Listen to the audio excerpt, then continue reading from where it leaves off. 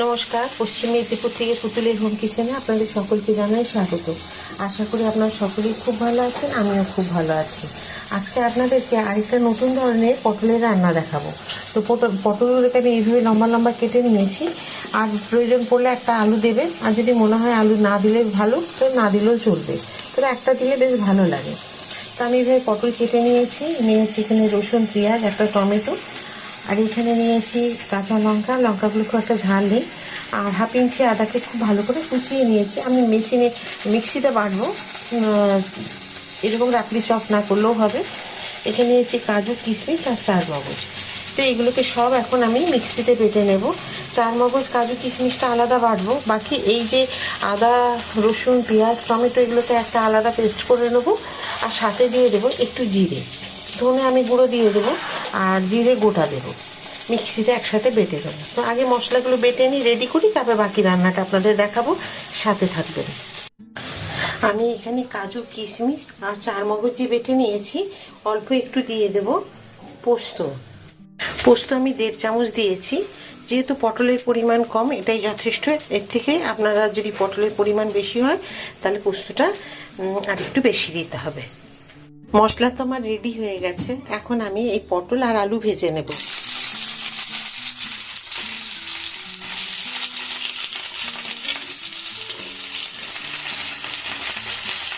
পটলগুলো সব ভাজা হয়ে গেছে। এখন এগুলো সব আমি তুলে নেব। তো আজকের যে পটলের রান্নাটা করব, সত্যি খুব সুন্দর খেতে। আপনাদের তো দেখিয়েছি প্রথমে যে কী কী মশলা দেবো, আর পটল আলুগুলো আমি কীরকম ভেজেছি সেটাও আপনাদের দেখিয়ে দিচ্ছি।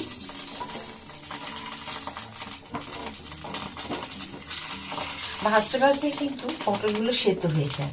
এই যে দেখুন, একদম পুরো এরকম করে নিয়েছি।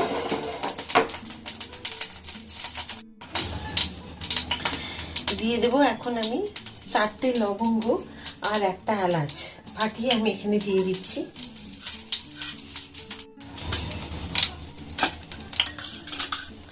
অল্প একটু দেবো কালো জিরে, এই যে দেখুন।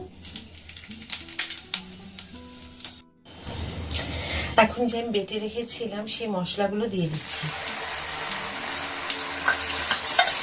এখানে জিরে, কাঁচা লঙ্কা, আদা বেটে রেখেছি।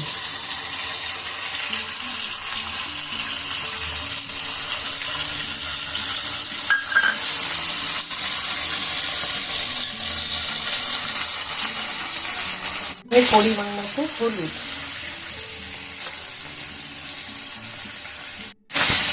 স্বাদ অনুপাতে দিয়ে দেবো নুন। জিরে আমি বেটে দিয়েছি, তাই দিয়ে দিচ্ছি এখন ধনে গুঁড়ো। দেবো রেড চিলি পাউডার।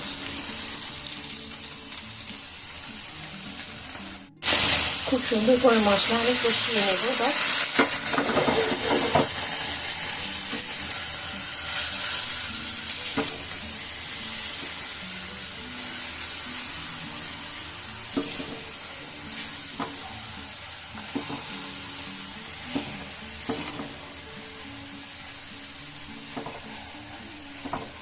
মশলা আমি কষিয়ে নিচ্ছি। আর রান্না দেখুন, এই কষানো মশলার উপরে আমি সব পটলগুলো দিয়ে দেবো।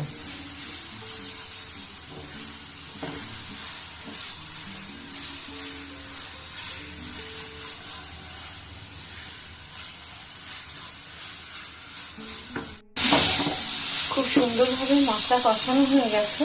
এখন আমি দিয়ে দেবো এই যে পটলগুলো, এগুলোকে দিয়ে দিচ্ছি। পটলগুলো দিয়ে আবার একটুখানি ভেজে দেবো একটু সময় ধরে। মানে একদম মিডিয়াম ফ্লেমে ভেজে নিতে হবে।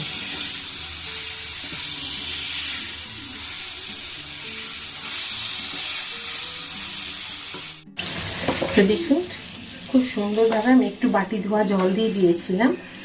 আর একদম মিডিয়াম টু লো ফ্লেমে এটাকে কষিয়ে নিতে হবে। আর আলু তো দেখছেন সেদ্ধ হয়ে গেছে, আর একটুখানি ঢেকে রেখে দিলে পুরোপুরিভাবে সেদ্ধ হয়ে যাবে। শুধু এখনো আমি একটা জিনিস দিইনি, এটা ভাতে বা রুটিতে যাতেই খান না কেন, একটু ব্যালেন্সটা ঠিক রাখার জন্য এর মধ্যে 2 দানা আপনারা চিনি দিতে পারেন যদি চিনি খেয়ে থাকেন। আমি দিয়ে দেবো অল্প একটুখানি গুড়। ব্যালেন্সটা ঠিক রাখার জন্য আমি একটু গুড় দিয়ে দেবো।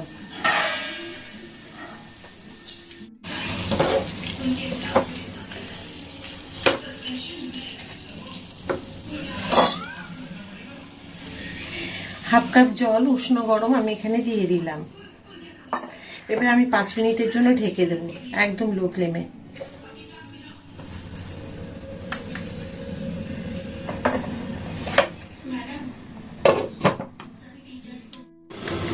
পাঁচ মিনিট আমি ঢাকা দিয়ে রেখে দিয়েছিলাম। দেখুন কি সুন্দর হয়ে গেছে এখন রান্না, দেখেছেন পুরো তেল বেরিয়ে এসছে। আর সব তো এরকম মোটামুটি আলু ভাজতে ভাজতেই সেদ্ধ হয়ে গেছে। এবার দিয়ে দেবো আমি এই যে কাজু, কিশমিশ, চারমগজ আর পোস্ত বেটে রেখেছিলাম, সেটা দেবো।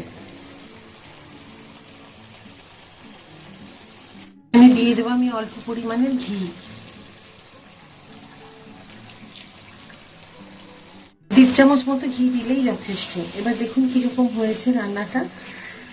কি সুন্দর যে খেতে হবে না এটা, আপনারা রুটি, ভাত, পরোটা সবার সাথেই খেতে পারবেন। এটা অসাধারণ হয় খেতে, একবার অন্তত তৈরি করে খেয়ে দেখুন।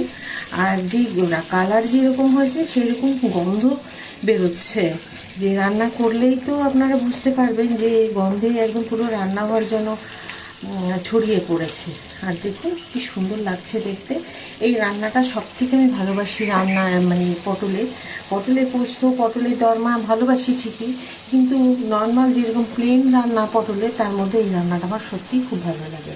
তা আমি গ্যাস অফ করে দিলাম।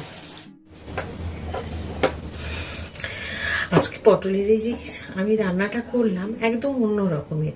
এই রান্নাটা আজকে আপনাদের কেমন লেগেছে একবার অন্তত, যদি ভালো লেগে থাকে না, তাহলে একবার অন্তত এই রান্নাটা করে পরিবারের সকলকে খাইয়ে জিজ্ঞাসা করুন কেমন হয়েছিল। খুব সাধারণ রান্না, এমন কিছু ঝামেলা নয়। আপনারা চাইলে এখানে কাজু বাদামের পরিবর্তে কিন্তু এরকম চিনেবাদামও দিতে পারেন, বেশ সুন্দর লাগে খেতে। আর এরকম সাধারণ আমরা সবসময় যেসব মশলা দিয়ে বাড়িতে রান্না করি, ডিমের ঝোল, মাছের ঝোল বা অন্যান্য তরকারি, সেই মশলাগুলোই আমি দিয়েছি। আর যদি ভিডিওটা আজকে আপনাদের ভিডিওতে এই রান্নাটা ভালো লাগে, প্লিজ একটা লাইক করে দেবেন, সাবস্ক্রাইব আর শেয়ার করে আমার সাথে থাকবেন। যেমন প্রত্যেকটা রান্নাতে আপনারা আমার সাথে থাকেন, রান্নার প্রশংসা করেন, খুব ভালো লাগে, সেইভাবে আমার সাথে থাকবেন। আবার একটা নতুন ভিডিওতে নতুন রান্না নিয়ে আপনাদের সকলের কাছে আমি চলে আসবো। সবাই খুব ভালো থাকুন, সুস্থ থাকুন, নমস্কার।